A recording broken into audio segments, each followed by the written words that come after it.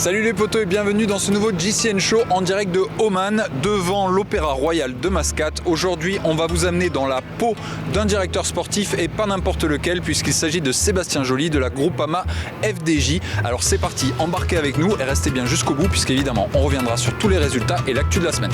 Go!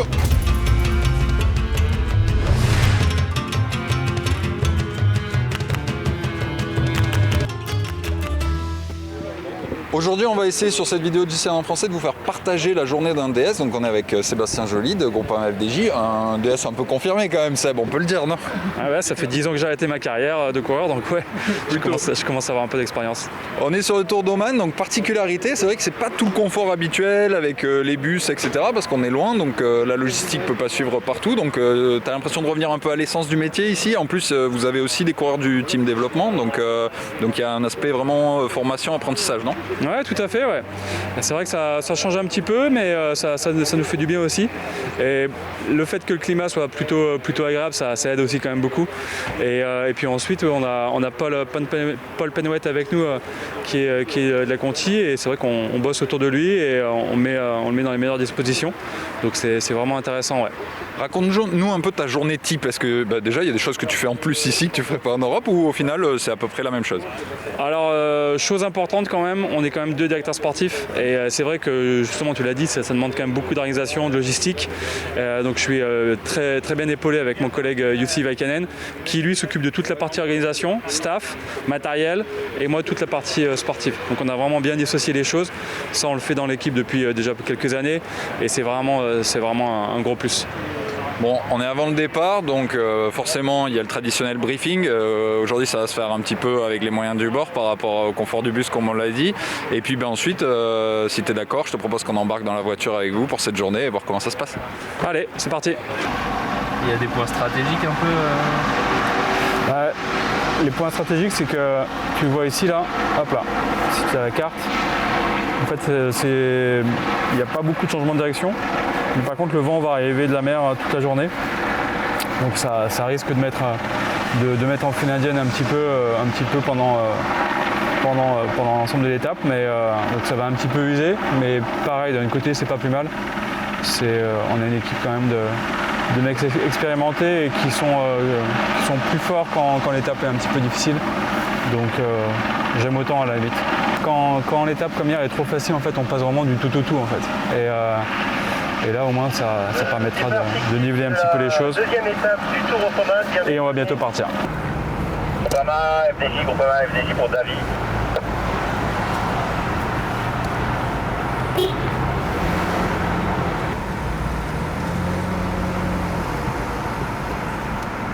Vincent, je me demande si ça n'a pas baissé. Il y avait un trait ou pas pour vérifier?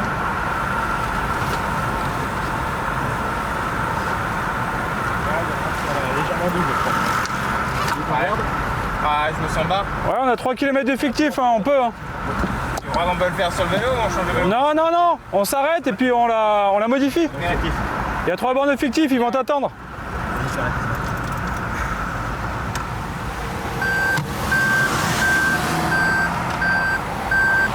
Un coureur de Groupama FDJ s'arrête pour un problème mécanique.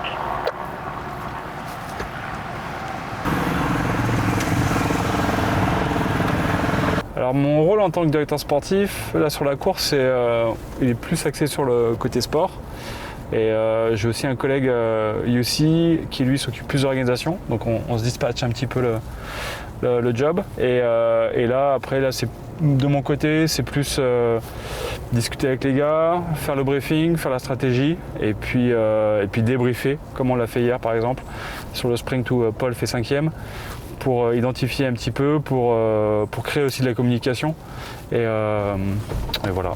Et du coup, le Tour d'Oman, ça représente quoi pour vous en termes d'enjeux et de préparation, tout ça? C'est le lancement de la saison. Donc c'est vrai que là en Europe, la semaine dernière, il y avait Bessèges, Valence. Et ça nous permet de pouvoir courir sur 3 fronts. Et surtout dans de bonnes conditions. Surtout que là, comme je t'expliquais, en termes d'organisation, on a fait en sorte de pouvoir enchaîner Oman et UAE. Donc ça permet de partir 3 semaines, de faire 2 courses à étapes avec pas mal d'opportunités sur le sprint. Donc l'idée c'est de de mettre en place un petit peu le train et puis de reprendre un petit peu les automatismes. Merci de faire passer le message, messieurs les directeurs sportifs, à l'ensemble de vos coureurs. Merci de rappeler à vos coureurs de ne pas s'arrêter sur le bord de la route pour des raisons naturelles. Particulièrement ici, il y a une route en parallèle avec des véhicules et des habitants. Donc c'est pas le moment. Merci beaucoup, c'est important. On arrive, Kono. Ça va? C'est qui est pas partant, tu dis? De quelle équipe? Quick Step? Konichev. Qui? Konichev Ah oui. de Bucket Change. Ouais. Mais tu sais, vu qu'ils ont un jeune sprinter, Ouais. c'est toujours bien quand même de. Enfin, Ouais. ça fait. Ils sont plus que 5 quoi. Ok. Covid? Aucune idée. Hier, il est pas tombé. Je sais pas. Ouais. Ok. Ciao.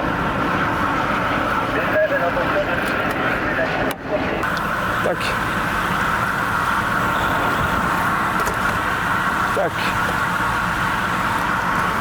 Tiens mec.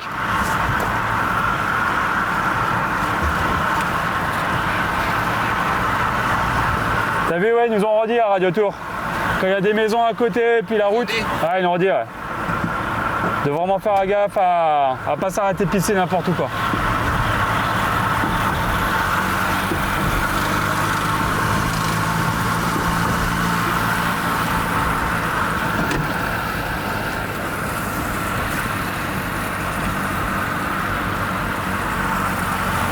Allez, encore un. Et après, c'est rétrécissement. La carte de 2,35. 2 minutes 35. Tu t'allies pas. Ok. Allez.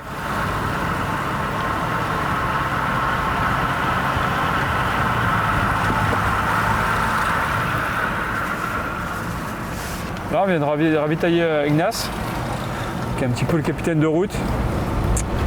On vient de passer les 30 km, c'est le kilométrage réglementaire par rapport au ravitaillement. Et il a pris des bidons pour tout le monde, pour tous ses collègues, et il veut remonter le peloton gentiment et leur donner. Donc là, je te disais, tu as mon collègue Yussi qui est en avant-course, donc tu visualises là où il est et il met les infos qu'il voit, rétrécissement. Bon là, il a mis beaucoup de ralentisseurs, après on va pas tous les signaler, mais les moments importants seront visuels sur la carte. Et c'est vrai que c'est un gros plus. Toutes les zones de collecte, les sprints intermédiaires, quand il y a des grimpeurs, ils sont notifiés aussi. Là aujourd'hui, il n'y a pas énormément d'informations, mais c'est vrai que c'est assez intéressant.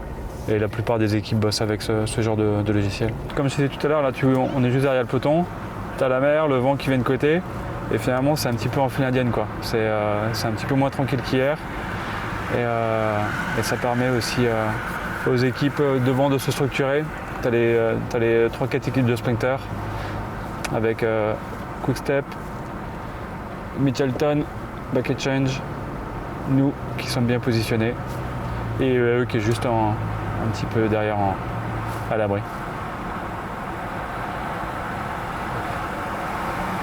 Ça souffle là? Ouais, pas énormément si tu veux, mais suffisamment pour avoir besoin de... Tiens les chèvres, regarde. Ah oui.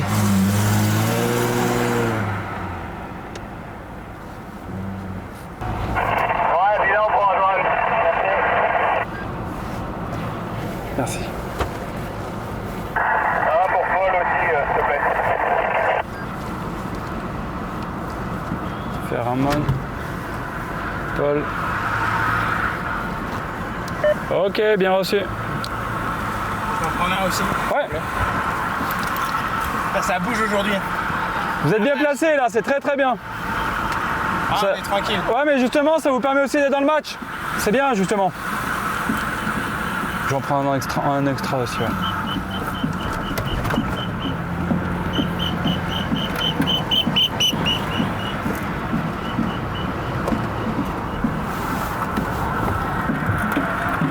C'est une bonne façon de s'imposer aussi. C'est bon, il y en a que deux, non?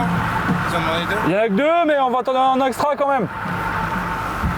Alors, il n'y a pas vraiment d'études vraiment à proprement parler pour faire directeur sportif, mais il y a ce qu'on appelle un diplôme d'état au niveau de la Fédé, où quand on est sportif au niveau, on arrive à pouvoir le faire dans une période un petit peu plus réduite. Et puis au niveau du CI aussi, depuis quelques années maintenant, il y a un diplôme certifié pour tout ce qui est le côté réglementaire. Donc là, c'est plus pour le côté licence, on va dire. Et sinon après, de mon côté, j'ai été coureur cycliste pendant 12 ans, professionnel. Et ensuite, j'ai été, dans un premier temps, directeur sportif et coach chez Europcar, l'équipe actuellement qui s'appelle Total Energy. Et ensuite, j'ai plus basculé sur l'entraînement les 3 premières années où je suis revenu dans l'équipe de Marc Madiot, qui s'appelait à l'époque FDJ. Et avec l'arrivée de Groupama, il y a un poste de directeur sportif qui s'est ouvert. Et puis, j'ai postulé en interne et je ressentais le besoin de ressentir un petit peu plus la course. Et donc tout naturellement, je suis repassé directeur sportif depuis maintenant 4 ans. Ça passe vite, depuis 2018, donc depuis 4 ans. Ouais. Et quels sont les aspects du métier qui te plaisent le plus et ceux qui te plaisent un peu moins? Les aspects qui me plaisent le plus, c'est vraiment l'action, c'est vraiment le prolongement aussi d'une carrière de sportif de haut niveau, où surtout qu'aujourd'hui on met quand même beaucoup de choses en place au niveau de la performance, de la technologie. Et c'est vrai que ça c'est assez intéressant. Et puis il y a le côté aussi management, et que ce soit pour les coureurs, mais aussi c'est hyper intéressant de gérer un staff humainement, et quelle que soit la course. Donc ça c'est ce que je préfère. Et après, les choses qui me plaisent moins, honnêtement il n'y en a pas beaucoup. J'aime ce que je fais et ça se fait de façon assez naturelle. Et je sais que j'ai la chance aussi de faire ce job. Et on est appelé. C'est parti. J'arrive les mecs.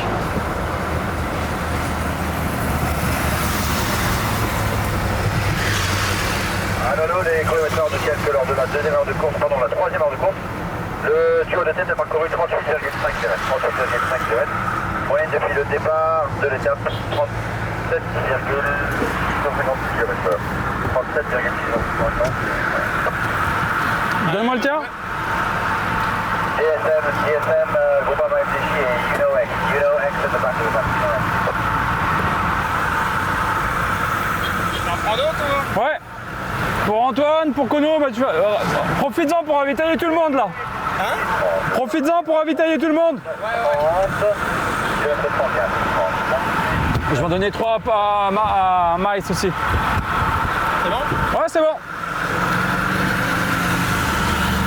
Hi guys. How are you? Ouais. It's good? Good.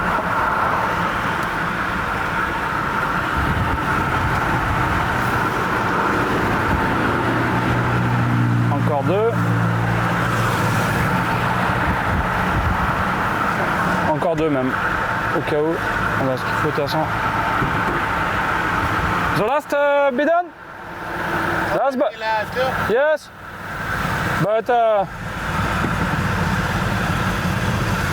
le dernier. Allez mec. Ouais, merci.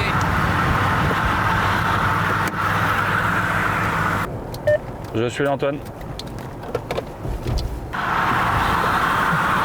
Oh, ça fait chier.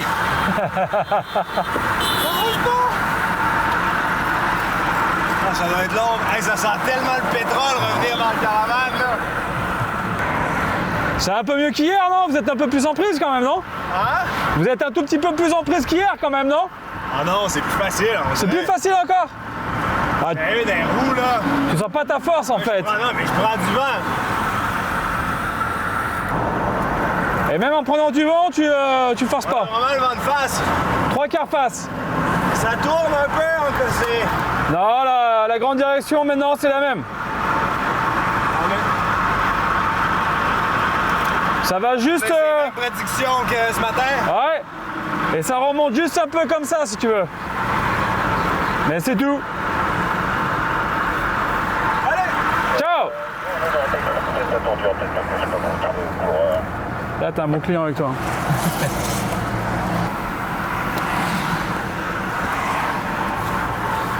Est-ce que tu peux me donner une barre, s'il te plaît? Ouais. Ça te va ça?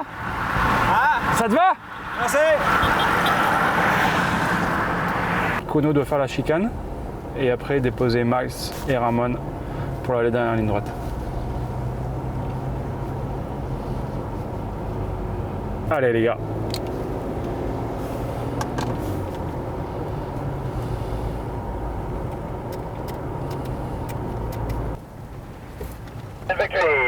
Victory goes to Mark Cavendish.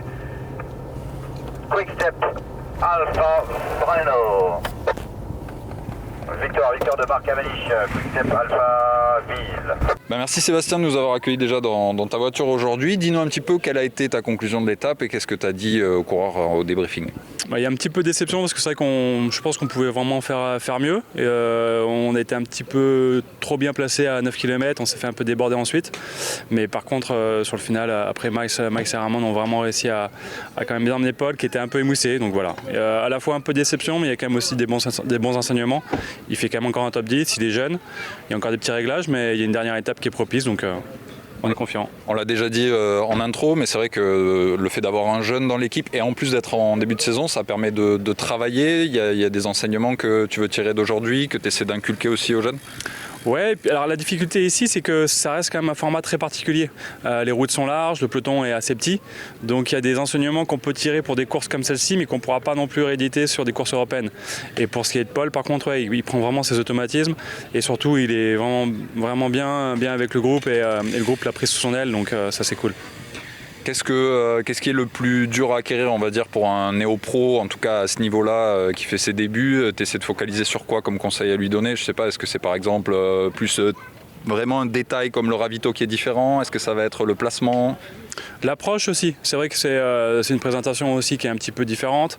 On est un peu plus dans le détail avec toute la technologie qui nous est apportée avec du Google Earth ou autre. Donc pour ça, pour lui, c'est un peu nouveau et c'est vrai que ça lui facilite aussi un petit peu la chose.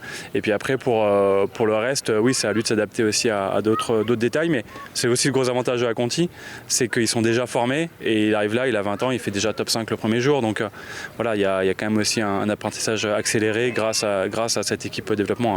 Ouais. Merci en tout cas Sébastien Joly de nous avoir accueillis dans la voiture, Kevin qui a fait le reporter junior toute la journée et puis l'équipe Groupama FDJ aussi. Nous on se retrouve dans quelques instants, le temps d'aller s'installer confortablement pour vous donner toutes les nouvelles de la semaine et évidemment les résultats. Allez, à de suite.